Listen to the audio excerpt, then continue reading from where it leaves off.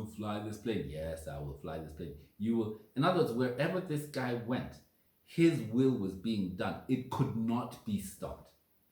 His will was being done by a whole host of things, by the collusion of the minds of the people around him. So the person who drove him, because he drove in a convoy, he got into a car, so he would approach a car, a security vehicle, big tank, whatever it is, in those convoy things. He would approach and tell the driver, and the driver would know. He wouldn't even tell the driver would know we're going to the airport. And the driver would just start driving. And anybody who was trying to interfere or shoot, it was just not happening. Do you understand? They got to the airport. The whole airport is in accordance. Whatever it takes, the communications it takes, internationally done. You know what I mean? Or not internationally, because of course now people are like trying to block their airspaces. But the order in which it has to be done, you have to communicate that the car is coming onto the airfield, and then the air traffic controllers have to clear. Then there's a specific way that airports and air travel works. It was all being done because it had to be. It was compelled that way from the Mahdi. Although the source may not have been the Mahdi, the source I think was God. But the Mahdi was doing what he had to do. So he gets on the prince's plane and he has an escort. And they leave Saudi Arabian airspace. And so, even the story's here. So the next of king didn't have this. The next of kin didn't have the strength, and his arms shriveled. So then there's that thing where they go to the airport. The bit of this is like the story of the three, last one blind, who received their wishes and then were returned to their status before meeting Allah. And Muhammad says, I return these people to the state I found them in. Whose oil is it? And all the oil fields emptied in flame, but huge flames consuming all the oil that they had. Extreme panic. Then left Saudi Arabia as they dealt with the situation and went to Iran. And air security could work, and clearance was given as he landed in Air Saudi presidential planes, and people's minds were manipulated like Star Wars Force. You will allow landing, and landed. I did not see Iran case, but was told Muhammad would visit 7 times. So this is the first time now that the 7 times thing came up. So he gets on the plane goes to Iran. And Iran, you can understand the shock. Now, what I was watching was the new broadcast, like the broadcast now, live news coming in now. You get me? And the shock of what was being broadcast from Saudi Arabia was doubled as they saw live this plane take off. And irregardless of airspace, cross into Iran and land. So there's this international panic. Whoever watches this in terms of the levels of diplomacy, you'll understand what I'm saying, how incredible this is. Even though it may not be incredible for us, it's apocalyptic incredible. Iran had, of course, there's no way this plane is going to come into this. They had sent everything, missiles. There was this one thing where they had sent now proper their largest missiles, because their planes weren't being able to shoot. There was the atmosphere, the bubble. The planes would shoot, and the missiles would either go back and bring down the planes that shot, or the missiles would go elsewhere and shoot something on the ground. The planes would try and come through and explode. So they punched their nuclear weapon, and there was a clear understanding that at one of those attempts, that missile, an extremely harmful missile, had not just been unable to hit the plane, but had been directed to Israel and had hit some place in Israel, and it was a new breaking story. Some kind of nuclear weapon or something. And it was a new breaking story, and the news, the media itself was beginning to break down with the information coming in on so many different levels, live. So he lands in Iran, and in Iran, I think the story.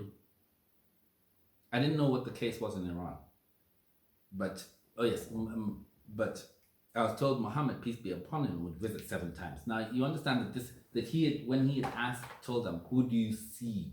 and the king had said Muhammad. Muhammad was on talking, but it's the Mahdi that's the one that's moving around. I don't know how that works. It's the Mahdi, and the Mahdi now is in Iran, and the Mahdi is going to visit every single country by country in the world. And he would do the trip 7 times. And I don't know how many countries, I just wrote 128, which means this is an 128-day travel. And so in Iran, once he landed in Iran, the thing that news of the day now turned into prophecy in a way, where now I was seeing, that was what I saw as the news program, the beginning of, and then I was taken to another level, and it was, the experience was like understanding now the larger array, because I don't have 128 days of dreaming time. This is only just in about 5 minutes. All that information is in 5 minutes. You understand? This is what I was trying to explain about the context. The information that you receive is different spiritually than talking. There's still so much stuff. That's why I may or may not make the second video. 7 days. Anyway, even that 7 days we'll get there.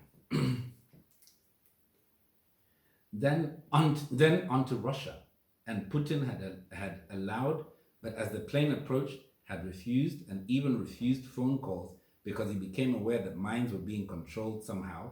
But Jesus, not an angel, appears to him, and surrounded by his generals and commanders, allows and commands him to order his generals to allow the plane to land. So what has happened here is, now you see how I'm telling you the medley, but then the scene changed. The plane, I didn't see the plane take off from Iran, but the same situation was occurring. So I don't know if it's the same plane or a different thing was happening at the same time, but this plane scenario thing also occurs, but this plane is now approaching Russia. And the same thing, the Russians had sent these aircraft things because now at this point they had understood that whatever is happening with this person, either they have such intense technology that people are not able to shoot them down, and the Russians were like, it's, each country was saying it's impossible what has happened there. So their systems must not be working. Ours are, let's send bigger bombs and bigger planes and bigger things. Let's really put up our curtain. And they were being injured by the same curtain that they were sending, because nothing was stopping or harming the progress of these people. In other words, the will was being done. So that this plane approaches Russia, and Putin had the conversations, and the understanding was somehow he had allowed them to come because he had fallen somehow into the influence of the will of the person who's coming. And so either the people had said when the plane was approaching Russia, shall we allow him to land? And Putin had said yes, but that was a while ago. Now that the plane was coming into land, Putin had gone crazy, had refused. He knew there was something totally wrong with the situation, and there was guilt. There was a lot of guilt. There was a lot of protection, trying to protect themselves because of what they were seeing. And he had his generals in, and his command was, no, do everything you can to bring that plane down. But he had a vision in that control room where now it was Jesus. It was Jesus standing. He knew it to be Jesus. There was a whole thing about how Jesus had allowed religion back into the country. The whole thing, I don't know what was going on. And some personal thing about repentance and the Orthodox Church and something, corruption. I don't know. Jesus standing there, who Putin could see, but his generals and the rest could not. But they understood that they had refused him even to use the phone because they didn't know how the will of this person was working, how this whole thing was working. And Jesus was standing there and saying, you will order them to allow me to land. And I think in a way, just to make it easier so that they weren't having to specifically sweep a runway. So you're just seeing things, like in a sci-fi movie, shot, being swept by some unseen hand or something like that. Although what has happened already is so miraculous, but it was that fine line thing that was being explained, that these are miraculous, supernatural things happening, but in a way that can be explained naturally. The plane lands anyway. You can't stop it. And Putin are there. So this is now when the first time when that